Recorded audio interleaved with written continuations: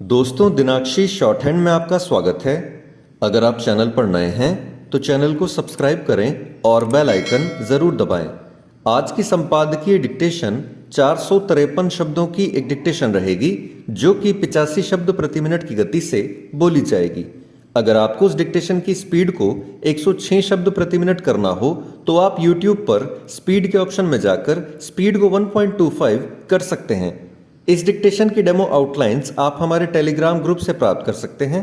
और अगर आपको इस संपूर्ण संपादकीय मैटर की सभी एडवांस आउटलाइंस और वाक्यांश की आवश्यकता है तो आप हमारा स्पेशल पेड बैच ज्वाइन कर सकते हैं।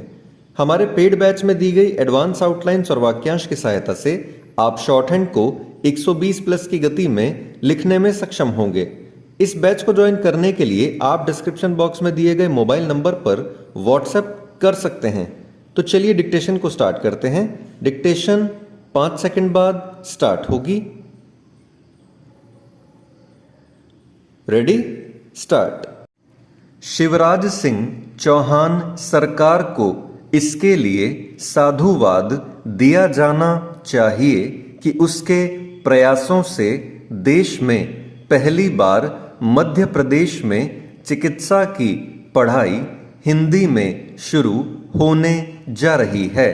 इस प्रयोग की प्रतीक्षा लंबे समय से की जा रही थी क्योंकि चीन, जापान, जर्मनी, फ्रांस और रूस समेत कई देश अपनी भाषा में उच्च शिक्षा प्रदान कर रहे हैं।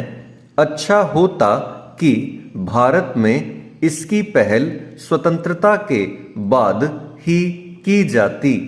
यदि ऐसा किया गया होता तो संभवतः आज उच्च शिक्षा की पढ़ाई हिंदी और अन्य भारतीय भाषाओं में हो रही होती। देर से ही सही चिकित्सा की हिंदी में पढ़ाई का शुभारंभ भारतीय भाषाओं को सम्मान प्रदान करने की दृष्टि से एक मील का पत्थर है। इस प्रयोग की सफलता के लिए हर संभव प्रयास किए जाने चाहिए। साथ ही जो शुरुआत मध्य प्रदेश से हो रही है वह देश भर में तेजी से आगे बढ़े। यह उत्साहजनक है कि चिकित्सा के साथ इंजीनियरिंग की पढ़ाई भी हिंदी में शुरू करने के कदम उठाए जा रहे हैं। अगला प्रयास कानून, विज्ञान, वाणिज्य आदि विषयों की पढ़ाई हिंदी एवं अन्य भारतीय भाषाओं में शुरू करने का होना चाहिए।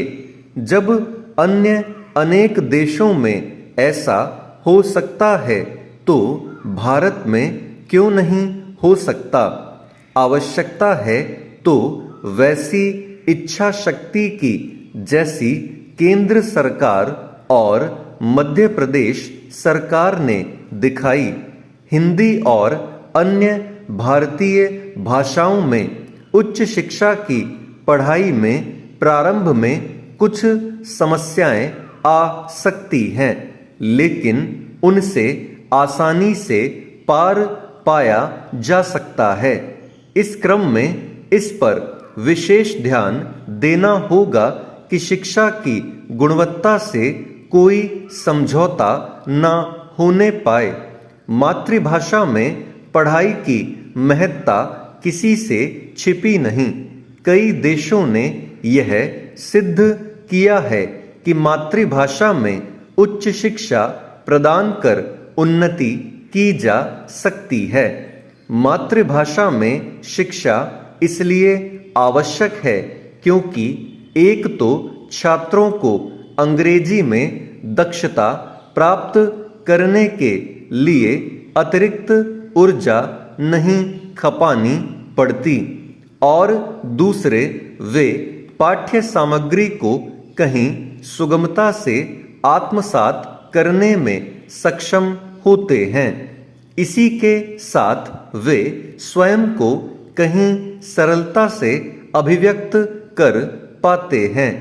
इसकी भी अनदेखी नहीं की जानी चाहिए कि एक बड़ी संख्या में प्रतिभाशाली छात्रों को भी चिकित्सा, इंजीनियरिंग एवं ऐसे ही अन्य विषयों की पढ़ाई में अंग्रेजी की बाधा का सामना करना पड़ता है।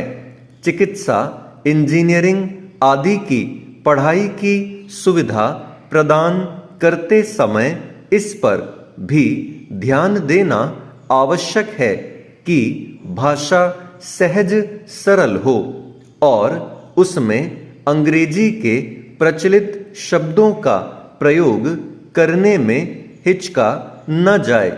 उचित यह होगा कि जो पहल मध्य प्रदेश में हुई उसका अनुकरण अन्य राज्य भी करें और भी उचित यह होगा कि वे मातृभाषा में उच्च शिक्षा की गुणवत्ता का स्तर ऊंचा रखने के मामले में प्रतिस्पर्धा का भी परिचय दें। स्टॉप।